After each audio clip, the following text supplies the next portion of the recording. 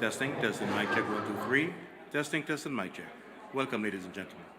Give me a thumbs up if we're good, guys. Testing, mic check, one, two, three. Testing, mic check. We good?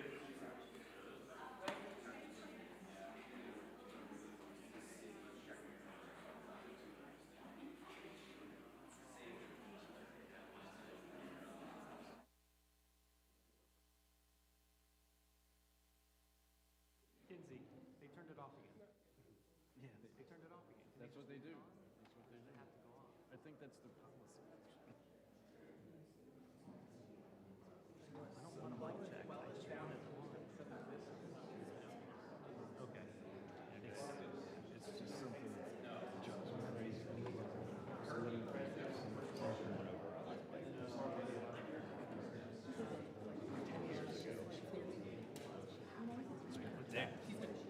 Yeah, it's just policy. It's not their. I don't think it's just their independent thing. I think it's they've been told.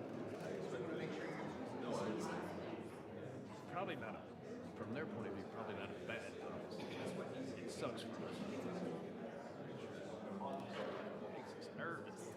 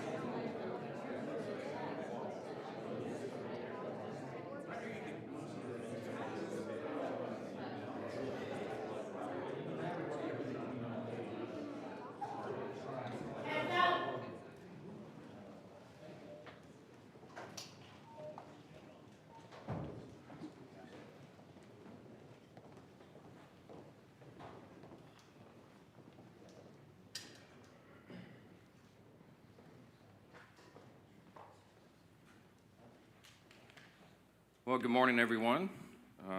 Here we are again on another day of Democrat shutdown.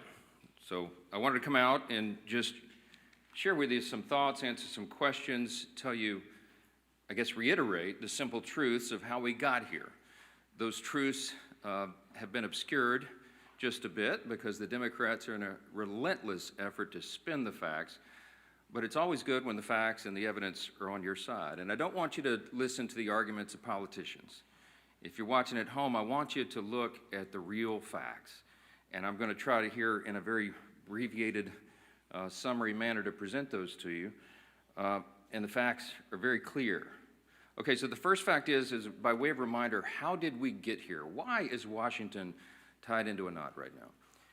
Well, I became Speaker almost 2 years ago, and I was frustrated, as most rank-and-file members of Congress are, frustrated about how Congress really doesn't work that well for the American people. That's why people are frustrated about it. We don't spend money responsibly here. We haven't for many years. And the reason for that is because typically, for the annual funding of the government, it's done in a back room. Literally, there's a deal made by the top 4 leaders in Congress, and that's hoisted upon the members, usually at the end of the year, right before a holiday, in an omnibus spending bill. Sometimes the bills are thousands of pages long, and it's always said that few members have fully read it or understood it. That's largely true because they weren't involved in the process. So when I became Speaker, I've been doggedly determined to make this House and the Senate work again, to do right by the American people, to get the process to rebuild the muscle memory, to get back to the way it is supposed to work. And what does that mean? It means that Congress is supposed to carefully deliberate over 12 separate appropriations bills every year. Why? Because we divide the spending of the taxpayers' funds into 12 categories so that everybody can go through that. And all the elected members, the duly elected representatives of the people, can come here and have a debate and a discussion. We do that through the Appropriations Committee, they're the specialists on it, the members of the House and Senate who work on it around the clock, 365, every day of the year. And then they put together a product. It goes to the full body in the House and then the full body in the Senate, and they work on that together, and they come up with the most efficient and effective way that they can build consensus around to spend the taxpayers' funds. Well, we started that process back this year, and I'm so proud to tell you that we're rebuilding the muscle memory. It's like pushing a boulder uphill, but we've got it done. And we worked 12 separate appropriations bills through the House Appropriations Committee. I mean, they worked hard in a bipartisan fashion, Republicans and Democrats. They worked on it steadily. We got 3 of those bills on the floor. We debated them on the floor. We passed them on the House floor. And we sent that over to the Senate. Meanwhile, the Senate passed 3 of their own bills off the floor. That hasn't happened around here in many years. And all of that process that I just described takes a lot of time and a lot of work and energy and effort. And our appropriators, while they were working in good faith, they ran out of time. Why? Because the end of the fiscal year is September 30th, not December 31. And so the clock was just running out. So what we did, because Republicans are in charge of both houses right now, is the responsible thing. Leader Thune in the Senate and I in the House, we sat down with our appropriators and we said, let's come up with a simple stopgap measure to keep the lights on and keep the government open so that appropriators can finish this very healthy process for the people they represent. And so we put together a very simple, clean, continuing resolution. Why do we say it's clean? Because there's nothing to it. It's 24 pages. It's the bare minimum. It just says, keep the status quo, which, by the way, for all my Democrat friends, is the Biden-era policies and spending that we haven't been able to fix yet.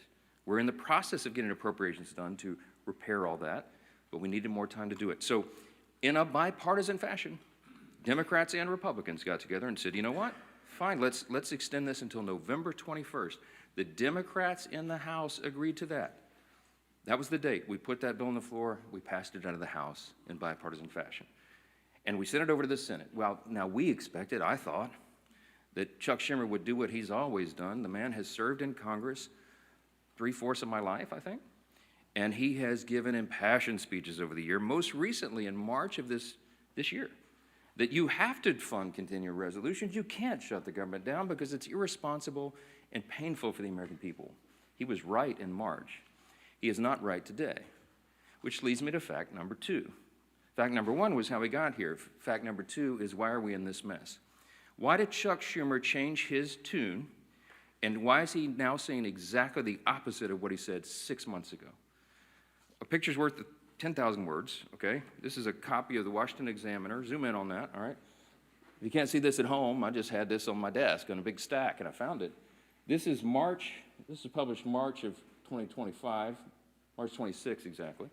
It's a picture of Chuck Schumer looking very upset, very angry, walking out with a box, and all the House Democrats depicted their character, saying that he's an enemy of democracy. Why is he an enemy of democracy? Because the far left base in the Democrat Party has turned on Chuck Schumer because he did the responsible thing, get the lights on. Why? Because they want him to show a fight against President Trump. So Schumer doesn't want to be in this situation again. So he said, my gosh, he got his staff together and he got the far left wing of the party. He said, what do you want? What do you want me to fight on? So they created a red herring. A red herring is a distraction. They decided that they would pick a fight on health care. Well, let me look right into the camera and tell you very clearly, Republicans are the ones concerned about health care. Republicans are the party working around the clock every day to fix health care. This is not talking points for us. We've done it. A big part of the One Big Beautiful Bill, the Working Families Tax Cut, was to fix health care. Health care is broken in America. It's too expensive. The quality of care needs to rise. We need more access for more people, and we have lots of ideas to do that. But that issue is for debate in the next 3 months. It always was. We have members working on that. The tax credit, the subsidy you've heard about that expires December 31st, there's a lot of thoughtful debate and discussion that has already been going on about that and will go on about that. But that's a December 31 issue. So Chuck Schumer is scrambling. He has to have an issue. None of their policies are very popular. So they decided to lob onto health care, and he decided to claim to all of you that is the issue with government funding. It is not. Those are two totally separate things. The clean continuing resolution would simply keep the lights on so that the members in the House and Senate can have those debates on health care. We were always planning, and we have lots of ideas on the table on how to fix it, but we don't yet have consensus on it because it's very complicated. We have time to do it. The month of October is a critically important time for us to get the House and Senate working on that very issue. But they're delaying it because they needed a red herring. So in his desperation, we get to fact number 3. In his desperation, they decided to create the red herring. They decided to claim that this is all about health care, which the September funding issue never was. That's a December policy issue. He tried to create it as a September funding issue.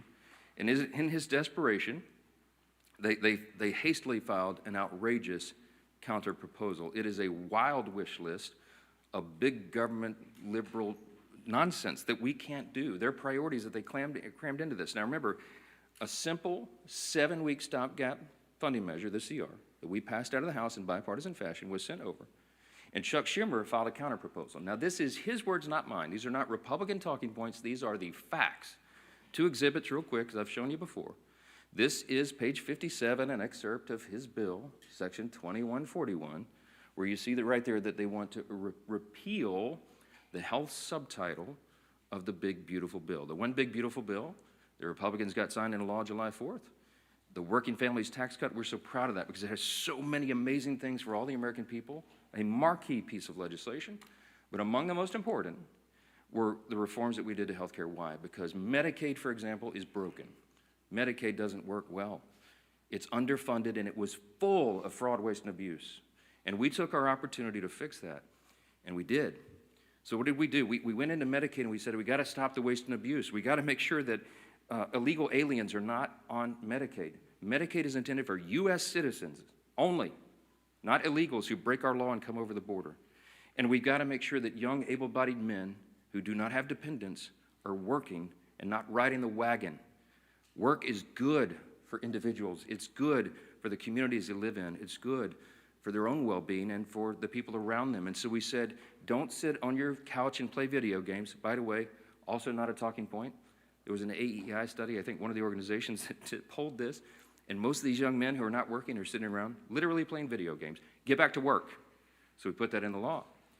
And the big thing was making sure that an estimated 1.4 million illegal aliens are no longer riding that wagon either. Why?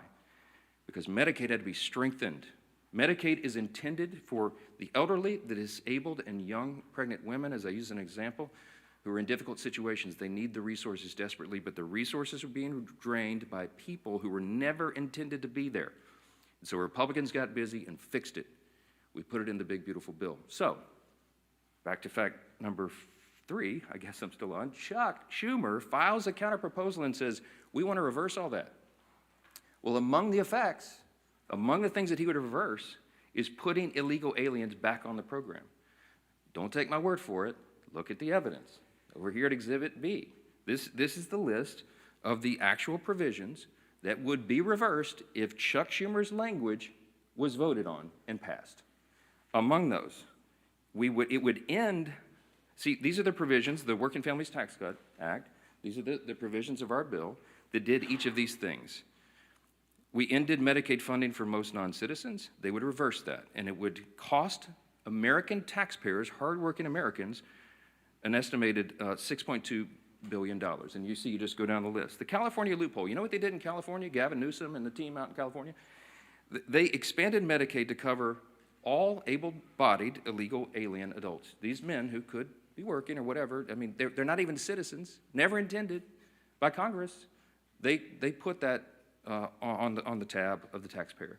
And so we reversed it. Chuck Schumer would repeal that. He would repeal those repairs, and this is what it would cost you. Do the math. I won't go through each line, but it's on the website, speaker.gov. You can pull this up.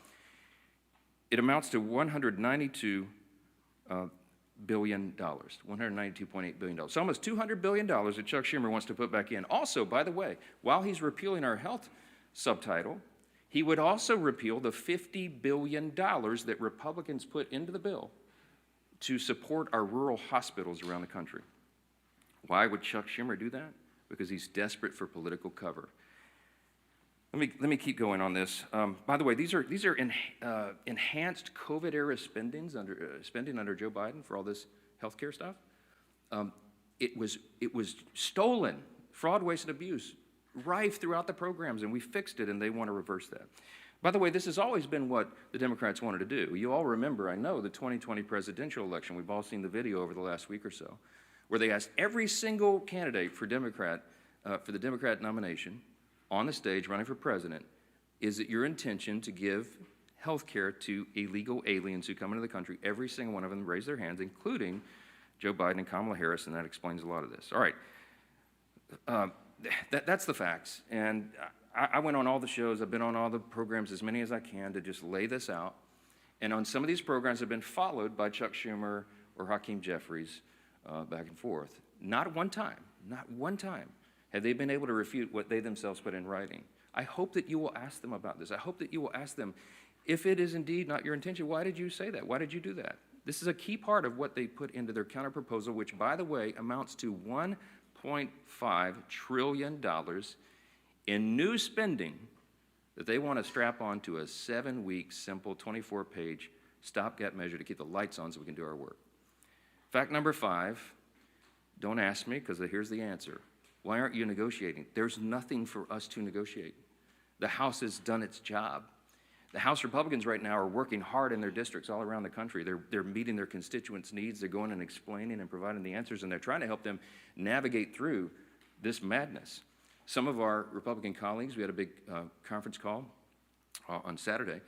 Many of them are working throughout. They're making trips to all their rural hospitals in their district to help them navigate and access this fund that Chuck Schumer is trying to take away. Republicans are on the job. We want to improve health care. We have ideas and plans to do that, to fix the COVID level madness and adjust Obamacare so that it works for more people, so you have higher access to care and the costs are reduced. And so they're doing that right now, but there's nothing for us to negotiate or to debate right now, because the House already did that. The House did its job. We passed our bill. We did the job to keep the government open, and now it's on the Senate Democrats. And that's the final fact, and I'll take your questions. Fact number 6, hold on, wait. It's just a tease. The ball, I have to finish my case. Here's my closing argument, okay? The ball is in the court of the Senate Democrats. There's only a handful of people in the country who can solve this problem. There's 47 Democrats. Well, 46 and one who caucuses as an independent, I think. I lose track. But there's about 47 of them that caucus together as Democrats, okay? Here's the problem, remembering from civics. We don't have enough Republican votes to fix this because it takes 60 votes in the Senate to break this impasse, to open the government. There's only 53 Republicans in the Senate. We need some Democrats to be thoughtful and responsible and do the right thing, because why? Because real people are being hurt in all these political games.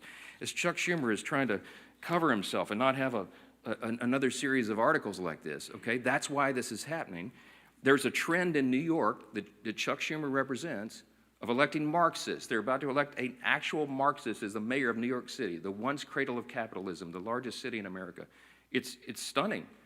And I think it's stunning to Chuck Schumer, too, because while he's a far-left politician, he's not nearly as far-left as these guys, as they want him to be. And so he's trying to find political cover, and in doing that, he's hurting real American people. Who's being hurt? Women, infants, and children on their nutritional programs that are now stalled.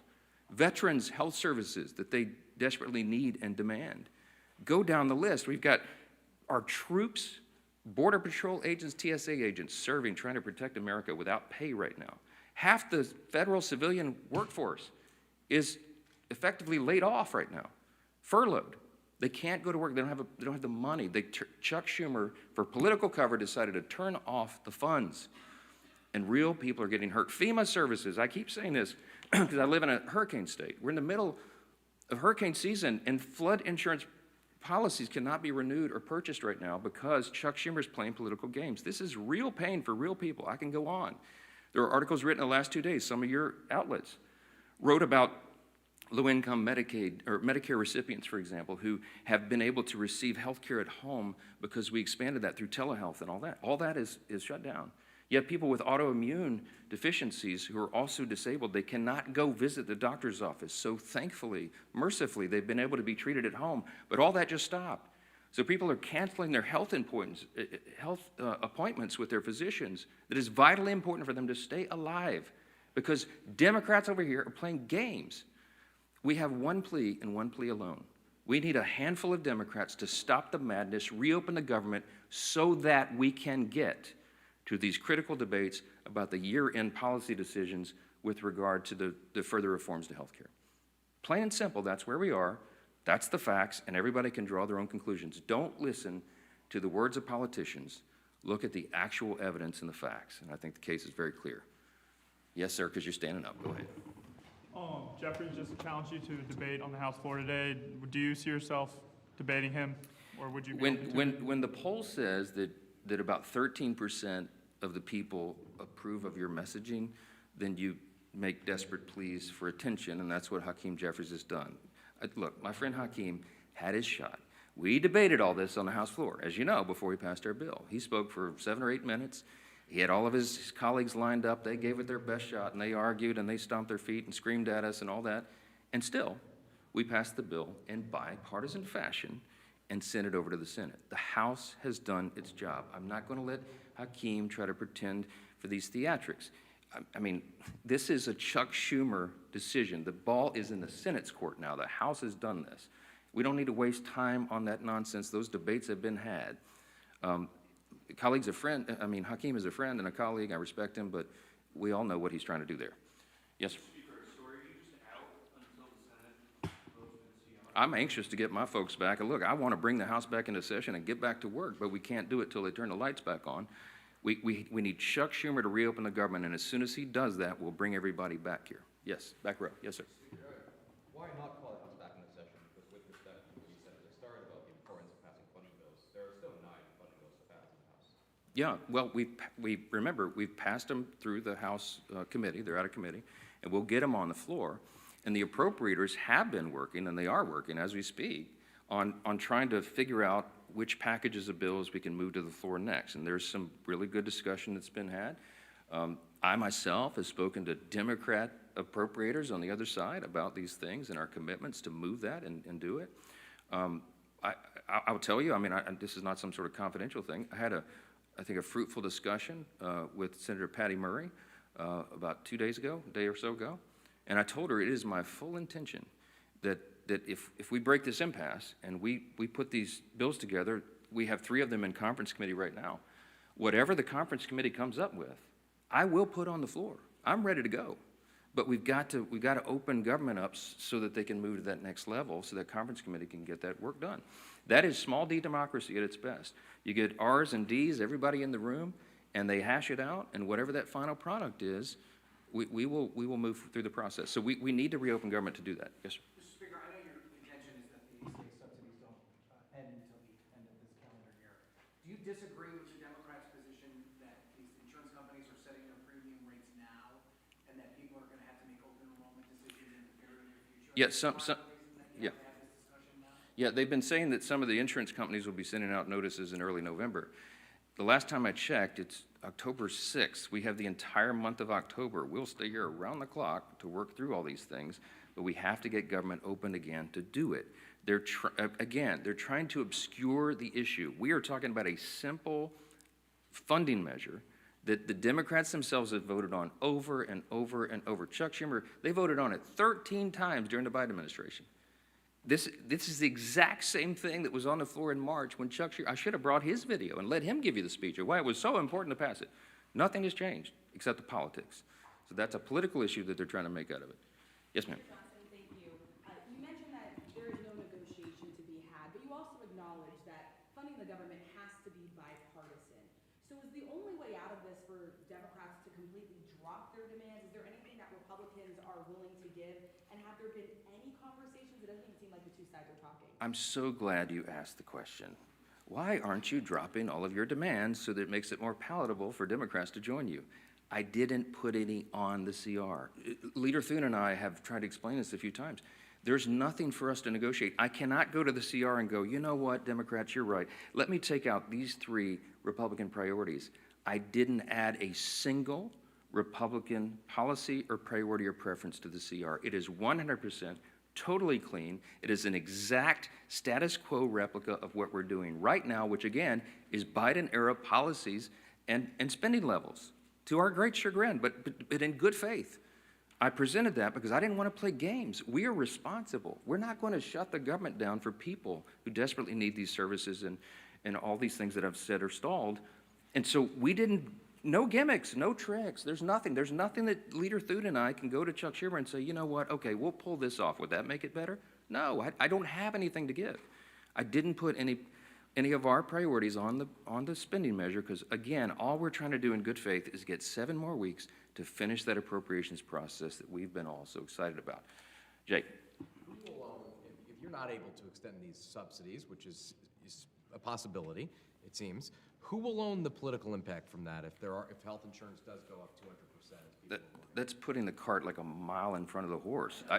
I believe that the subsidy issue, that's the December 31 issue, is a complicated one. It hasn't worked well.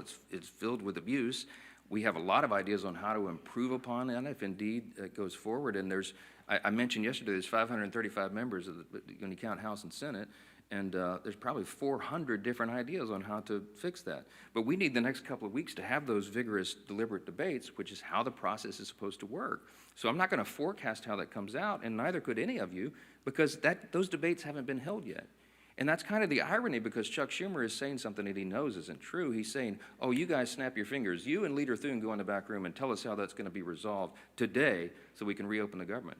That's impossible for me to do. I have to have the input of all of our members so that they can figure that out. So that's part of the process. Last one. Yeah. Speaker, can you just talk a little bit about your reference to conversation you had with Senator Murray? Have you been personally lobbying any Senate Democrats to switch their votes in support of the CR? No, they haven't exactly been ringing my phone off the hook, okay? I'm open, always have been, for dialogue with anybody about that, but I think she wanted an assurance from me that what I'm saying is true and that we have every intention of moving the appropriations bills, and I said, yes, ma'am, of course it is. I say the same things privately that I say publicly. We are consistent, and that's why it's easy for me to stand up here and share the facts. When the simple truth is on your side, you have nothing to hide from. I'm just presenting this to the American people. This is the fourth time we've done that. I hate to drag you all out and go through all the details, but I've got to put on the case over and over because repetition apparently is the key to this. People are starting to recognize this is not a Republican shutdown. It is a Schumer Democrat shutdown. Again, why? because they needed political cover. It's shameless, it is sad, real people are hurting, and it needs to end. They'll have another opportunity this evening, and I sure pray, and I hope you all will, that a handful of additional common sense people on the Democrat side will change their votes, reopen the government, so we can get back to all these issues as we desperately want to do. Thank you all so much for being here.